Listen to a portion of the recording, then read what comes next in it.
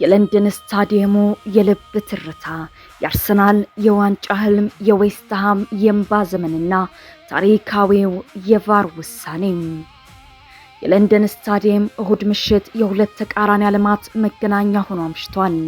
በአንድ በኩል ከ22 ዓመታት በኋላ የፕሪሚየር ሊጉን ዋንጫ ከፍ አድርጎ ለማንሳት እንቅልፍ ያጣው አርሰናል፣ በሌላ በኩል ደግሞ ከሊጉ ላለመውረድ የሞት ሽረት ትግል የሚያደርገው ዌስትሃም ዩናይትድ የተፋጠጡበት ይህ ጨዋታ እግር ኳስ ሊያቀርብ የሚችለውን የድራማ ጥግ ሁሉ አስተናግዷል።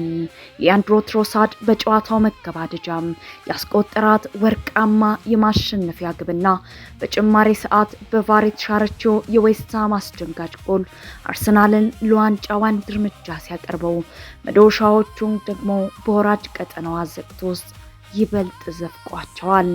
ጨዋታው ሲጀመር መድፈኞቹ ፍጹም የበላይነት የነበራቸው ቢሆንም ቤን ዋይት በጉዳት ሜዳ ለቆ መውጣቱን ተከትሎ አሰልጣኝ ሚኬል አርቴታ አማካዩን ዴክላን ራይስን ወደ ቀኝ ተከላካይነት ያመጡበት ያልተጠበቀና አወዛጋቢ ውሳኔ የአርሰናልን የማጥቃት ኃይል አቀዝቅዞት ነበር። በመጀመሪያው አጋማሽ በጣት የሚቆጠሩ ሰከንዶች ልዩነት ውስጥ ሁለት ጊዜ የግብ አግዳሚውን የመለሰው ሊያንድሮ ትሮሳርድ የዌስትሃምን ጠንካራ መከላከል ሰብሮ መግባት ፈተና ሆኖበት ታይቷል።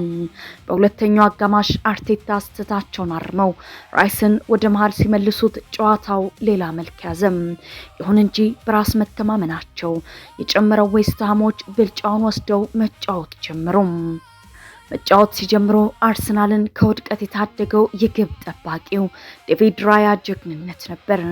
ራያ ከታቲ ካስቴላኖስ የተገጨውን አደገኛ ኳስ ከማዳኑ ባሻገር ማቴዎስ ፈርናንዴዝ ከግብ ጠባቂው ጋር ፊት ለፊት ተገናኝቶ ኳስን መረብ ላይ አሳርፋት ተብሎ ሲጠበቅ በአስደናቂ ብቃት መልሷታል። ይሄ ራያ ጀግንነት ከተፈጸመ ከጥቂት ደቂቃዎች በኋላ መደበኛው የጨዋታ ክፍለ ጊዜ ሊጠናቀቅ 7 ደቂቃዎች ሲቀሩት ትሮሳርድ ኳሷን ከቶማስ ሱቼክ ጋር አጋጭቶ አቅጣጫዋን በማስቀየር የአርሰናልን ወሳኝ ግብ ከመረብ አዋሃደም። የጨዋታው ትልቁና ለአስጨራሹ ድራማ የተከሰተው ግን በጭማሪ ሰዓት ነበር። ዌስትሃሞች ተስፋ ሳይቆርጡ ባደረጉት ጫና ካለም ዊልሰን ኳሷን ከመረብ አዋህዶ ስታዲየሙን በከፍተኛ የደስታ ጩኸት አናወጠው። ነገር ግን ደስታዊ ሰከንዶች እድሜ ብቻ ነበር የነበረው። የቪዲዮ አጋዥ ዳኛ ወይም ቫር ኳሷ ከመቆጠሯ በፊት በግብ ጠባቂው ዴቪድ ራያ ላይ ጥፋት ተሰርቷል በሚል ግቧን ውድቅ ሲያደርጋት የዌስትሃም ደጋፊዎች ቁጣና ብስጭት ወደ ሰማይ አረገም። የውሳኔ በፕሪሚየር ሊጉ ታሪክ የሁለቱን ክለቦች ጣፍንታ ከስር መሰረቱ የቀየረ እጅግ ወሳኝና ታሪካዊ የቫር ውሳኔ ተብሎ ሊመዘገብ ይችላል። ውሳኔውን ተከትሎ የዌስትሃም አሰልጣኝ ኑኖ ኢስፒሪቶ ሳንቶ ጥልቅ ሐዘንና ብስጭት ውስጥ ሆነው ለቢቢሲ አስተያየታቸውን ሰጥተዋል። በጣም አዝነናል። ማሸነፍ ግድ ይለን በነበረው ወሳኝ ጨዋታ ላይ እንዲህ አይነት ውሳኔ ሲያጋጥም ከባድ ነው። ዳኞች የትኛው ጥፋት እንደሆነና እንዳልሆነ መለየት አቅቷቸዋል። የውሳኔ ወጥነት ጠፍቷል በማለት ምሬታቸውን ገልጸዋል። አሰልጣኙ አክለውም ተጫዋቾቻቸው ያሳዩትን ተጋድሎ አድንቀው በቀሩት 2 ጨዋታዎች በሊጉ ለመቆየት እስከ መጨረሻው ሰከንድ ድረስ እንደሚፋለሙ ቃል ገብተዋል። የቀድሞ የፕሪሚየር ሊግ ረዳት ዳኛ ዳረን ካን በበኩላቸው እንዲህ አይነት አወዛጋቢ የግብ ክልል ውስጥ ግጭቶችን ለማስቀረት ማዕዘን ምት ሲመታ አጥቂዎች ከግብ ክልሉ ወይም 6 ያርድ ቦክስ ውጭ እንዲቆሙ የሚያስገድድ ቀላል የህግ ማሻሻያ ቢደረግ ችግሩ ይፈታል ሲሉ የመፍትሄ ሀሳብ ሰንዝረዋል። በዚህ እጅግ አጓጊና ልብ አንጠልጣይ ፍልሚያ ማግስት ሻምፒዮንስ ሊግ ፍጻሜ የደረሰው አርሰናል አንድ ተስተካካይ ጨዋታ ከሚቀረው ማንቸስተር ሲቲ በ5 ነጥብ ርቆ የዋንጫ ግስጋሴውን ሲያጠናክር፣ መዶሻዎቹ ደግሞ አንድ ጨዋታ ያነሰ ካደረገው ቶተንሃም በ1 ነጥብ ዝቅ ብለው በወራጅ ቀጠና ውስጥ የሞት ሽረት ትግላቸውን ተያይዘውታል። በቀጣይ አርሰናል በሜዳው በርንሊን ሲያስተናግድ፣ ዌስትሃም ወደ ኒውካስትል አቅንቶ ከባድ ፈተናውን ይጋፈጣል።